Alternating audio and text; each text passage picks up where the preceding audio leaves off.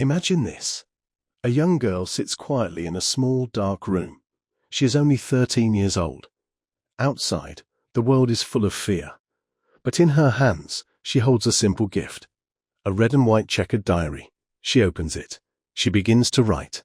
Her name is Anne Frank, and her words would change the world. As you listen to this story, notice the new words. This story helps you improve your listening skills. Just relax. Let the story flow. Now, let's go back to the beginning. Chapter 1. The Girl Who Dreamed in Color. Anne's Bright Start.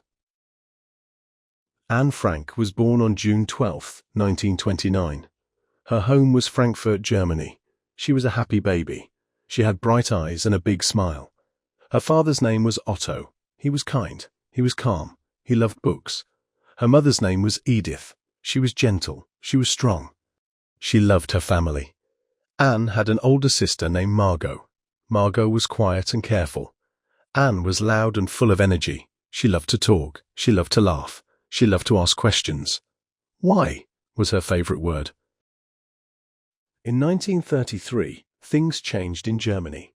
A man named Adolf Hitler came to power. He had a dangerous idea. He blamed Jewish people for Germany's problems. Anne's family was Jewish. Otto and Edith felt fear. They wanted to keep their children safe, so in 1934, they made a brave choice. They left Germany. They moved to Amsterdam, in the Netherlands. Amsterdam was a new home. It had beautiful canals. It had bicycles everywhere. It had kind people. Anne started school. She made new friends quickly. She learned Dutch fast. She loved to read books. She loved to write stories in her notebook. Her teachers said she was clever. Her friends said she was funny. At home, she played with Margot. They shared secrets under the blankets. They shared dreams about the future. Anne dreamed of big things. She wanted to be a writer. She wanted to be famous. She wanted to tell stories that mattered. She did not know. Her life would become a story. A story that millions would read. A story that would teach the world about hope. Think about this.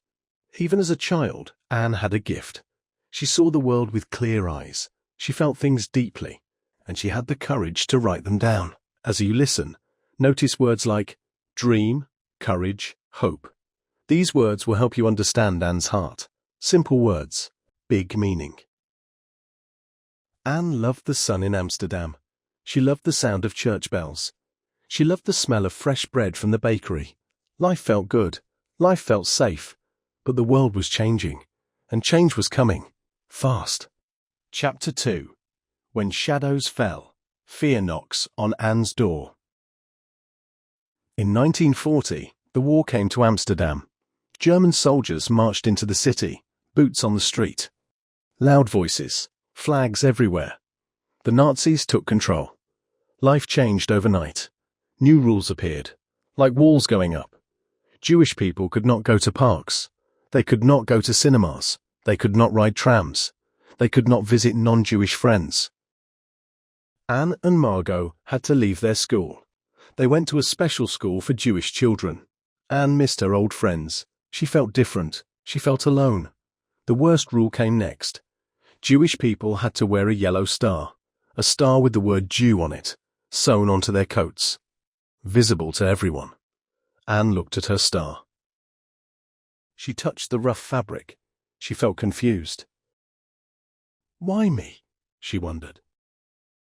Why do we have to wear this? She was just a child. She did not understand hate. She only understood kindness.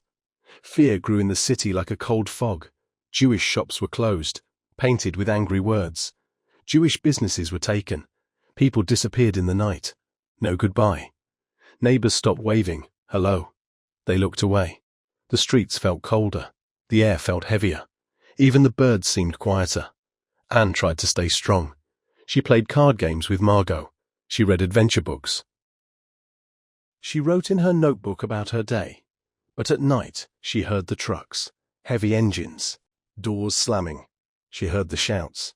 She felt afraid. She held her blanket tight. She whispered prayers into her pillow. Otto and Edith talked in whispers after bedtime. They made a plan, a secret plan. They found a hiding place. Behind Otto's business building on Prince and Grack Street, a secret annex. Hidden behind a movable bookcase. Only a few trusted friends knew about it. Miep Gies, Johannes Kleiman, Victor Kugler, Bep Foskyle, brave helpers. True friends. Anne did not know the details yet, but she felt something was coming. Something big, something dangerous. She saw the worry in her father's eyes. She felt the tension in her mother's hands. Picture this moment. Anne looks out her window. She sees soldiers marching in perfect lines. She holds her diary close to her chest. She whispers, "Please, let us be safe." The wind carries her words away, but hope stays inside. Listen for words about feelings. Afraid, confused, strong. These words help you connect with Anne's story. Feel the emotion. Learn the English. Chapter 3. Behind the Bookcase. The Secret World of Hope. July 1942. Anne turned 13. For her birthday, she received a special gift, a diary. It had a red and white checkered cover. She loved it immediately. She named it Kitty. She wrote her first entry that day. "Dear Kitty, I hope I can tell you everything." But just days later, the call came. Margot received a letter. It said she must go to a labor camp. The family knew. They had to hide. Now. No time to say goodbye to friends. No time to pack favorite things. Just go. Stay safe. Stay quiet. Early on a rainy morning, they left their home. They wore many layers of clothes, coats over coats, sweaters under sweaters. They carried small bags. They walked in the rain, heads down. Eyes forward, no one could see them. No one could know. They entered Otto's business building. They climbed narrow, creaky stairs. They entered the secret annex. It was small. It was quiet. It was their new world. 4 small rooms. A tiny attic. A window that looked out on a chestnut tree. Soon, more people joined them. The Van Pels family. Herman, Auguste, and their son Peter. Later, a dentist named Fritz Pfeffer. 8 people in total, living in a few small rooms, sharing one small kitchen, one small bathroom. They had rules. Strict rules. Life depended on them being quiet during the day. Workers were downstairs in the offices. They could not flush the toilet. They could not turn on lights. They could not walk around. They lived in silence, whispers only, footsteps soft as feathers. Anne missed the outside world. She missed the sun on her face. She missed running in the park. She missed her friends' laughter. But she had her diary. Every night, by candlelight, she wrote, "Dear Kitty, today I felt sad. Today I felt angry. Today I dreamed of freedom. Today I remembered the smell of rain." She wrote about her fears, the fear of discovery, the fear of hunger, the fear of losing hope.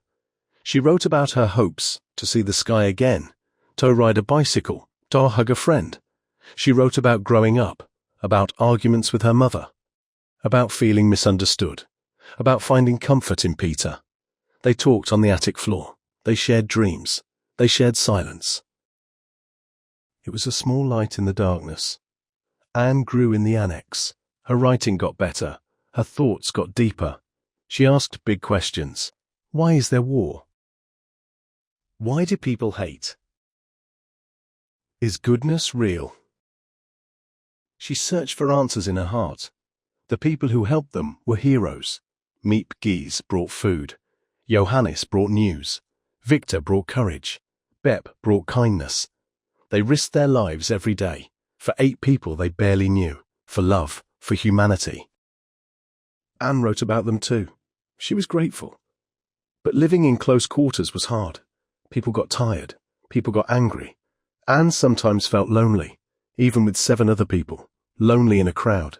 She fought with her mother. Words like knives, then tears, then silence. She felt misunderstood. She found comfort in Peter. They talked. They shared dreams. It was a small light in the darkness. Think about this. Even when everything is taken away, you still have your voice. You still have your dreams. Anne proved this. with every word she wrote. As you listen, notice how Anne describes her feelings. Words like grateful, lonely, hope. These words build your emotional vocabulary. Simple English. Deep feeling. Chapter 4. Whispers in the dark. Anne's words find wings. 2 years passed. Anne was now 15. Her diary was full, page after page, thought after thought, dream after dream. She did not just write about hiding. She wrote about life. She wrote about love. She wrote about becoming a woman. She wrote about her changing body, her changing heart, her changing mind. She had a dream to publish a book about the Annex. She called it The Secret Annex. She edited her diary. She rewrote parts. She made her words stronger, clearer, more powerful. She believed in her gift. She believed her story mattered. She wrote these famous words: "I want to go on living even after my death." Think about that. A young girl, in hiding, in fear, still believing in the future, still believing in her voice, still believing in tomorrow. Anne's words show courage. Not the courage of a soldier with a gun, but the courage of a writer with a pen. The courage to feel deeply. The courage to speak truth. The courage to hope when hope is hard. She wrote about goodness. "I still believe, in spite of everything, that people are truly good at heart." These words, they touch millions. Because they come from real pain and real hope, from a real girl in a real attic, writing by candlelight. Anne also wrote about small things: the smell of bread baking downstairs, the sound of birds singing at dawn, the feeling of sun through a dusty window. She noticed beauty, even in darkness, especially in darkness. This is her gift to us. To see light, even when surrounded by shadow. To find hope, even when hope seems lost. To write your truth, even when your voice shakes. As you listen, notice how Anne uses simple words to share deep feelings. This helps you learn emotional English. Simple words, big meaning. Practice these words. Use them in your life. Anne's diary was more than a record. It was a friend. It was a teacher. It was her legacy, her gift to the future. She did not know. Her words would travel the world. They would be read in schools. They would inspire leaders. They would comfort the lonely. They would teach about humanity. They would remind us to be kind. All from a red and white diary. All from a brave young girl who just wanted to be heard. Chapter 5. The Diary That Would Not Die. Anne's Eternal Voice. August 4th, 1944. A dark day. A police car stopped outside. Men with guns entered the building. They found the bookcase. They moved it. They found the secret annex. The 8 people were arrested, hands up, hearts pounding. They were taken away. Their safe world ended. Their hope felt fragile. They were sent to camps. First Auschwitz, terrible conditions, hard labor, hunger, fear, separation. Anne and Margot were separated from their parents. Last hug. Last look. Later, they were moved to Bergen-Belsen camp. It was winter. It was cold. There was not enough food. There was sickness. There was despair. Anne got very ill. Margot got ill too. They were weak. They were scared. But they had each other. They held hands. They whispered memories of sun, of laughter, of home. In early 1945, Anne Frank died. She was only 15 years old. Margot died too, just days before. The camp was liberated, weeks later, by British soldiers. Too late, so terribly late. Only Otto Frank survived. He returned to Amsterdam. He was alone. His family was gone. His heart was broken. But he had a purpose, to honor Anne's dream. Then, Miep Gies came to him. She had saved something. Anne's diary. Pages and pages, written in Anne's hand, saved from the floor after the arrest, hidden in a desk drawer, kept safe, kept secret. She gave it to Otto. He read it. He cried. He saw his daughter's voice, her dreams, her courage, her wisdom beyond her years. Otto made a choice. He would share Anne's words. He would honor her dream. He would let her voice live. In 1947, the diary was published. The Diary of a Young Girl. At first, only a small book, but then it spread. Translated into many languages, read by millions, taught in schools, loved by hearts. Anne's voice was alive. Her story touched hearts. Her message changed lives. Today, the diary is one of the most read books in the world. People visit the secret annex in Amsterdam. They stand quietly. They remember. They learn. They feel hope. Anne's lesson is simple but powerful.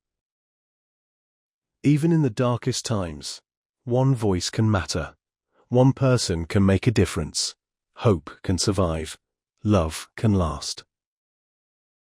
She teaches us to speak up for what is right. Hold on to hope. Believe in goodness. Write your story. Share your truth. Think about this. What is your story? What will you write? What will you share? Your voice matters too. Anne could not control her fate, but she controlled her words. And her words changed the world. They still do. So remember Anne Frank. Remember her courage. Remember her hope. When you feel afraid, speak. When you feel alone, write. When you feel small, remember. Your voice matters. Your story matters. You matter. If you enjoyed this story, please like, share, and subscribe. It helps us bring more stories like this to you. Stories that teach English. Stories that touch hearts. Stories that remind us we are human. Now I want to ask you something. Think about this question. What is one hope you will never give up on, no matter what? Write your answer in the comments below. Many people will watch this video, but only a few will comment. Be one of them. Thank you for listening. Take care of your dreams, and keep learning English, one story at a time, with courage, with hope, with your voice.